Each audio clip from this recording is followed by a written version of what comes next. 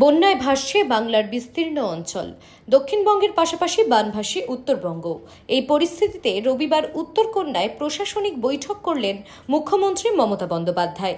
বৈঠকে মুখ্যমন্ত্রী বলেন, এবং যারা আমাদের পাবলিক রিপ্রেজেন্টেটিভ আছে, জেলা পরিষদ আছে, পঞ্চায়েত সমিতি আছে, কর্পোরেশন আছে, সবাইকে অ্যালার্ট করা হলো। জলটা ছেড়েছে কৌশী নদী,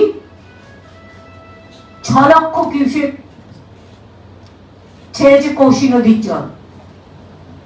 ফলে এই জলটা বিহারের গঙ্গা হয়ে ফরাক্কায় ঢুকবে, এবং ফরাক্কায় ঢোকার আগে এটা উত্তর দিনাজপুর, দক্ষিণ দিনাজপুর কিছুটা, ওদিকে গাজল, ওদিকে ইটাহার, ওদিকে হরিরামপুরের কিছুটা, এদিকে মালদার রতুয়া, হরিশ্চন্দ্রপুর, ভুদ্দিচক তো অলরেডি আছে, ওদের অন্য প্রবলেম, ডিপিআর তৈরি হয়ে গেছে, ওদের বীজটা করবার জন্য বর্ষার জন্য কাজটা করা যায়নি।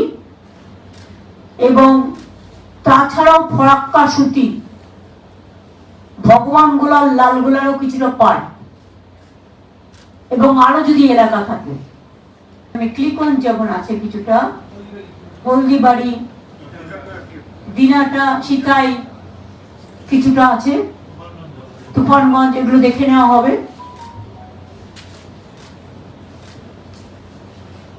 মালদাও সবার সাথে কথা বলা হয়েছে,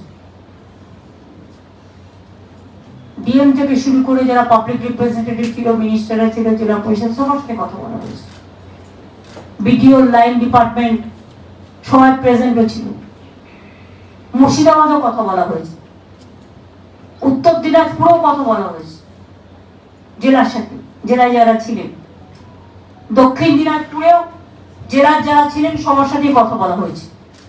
but hour unfortunate part is Bengal is always neglected, deprived. But whatever we can do, we are doing our best from the state government side.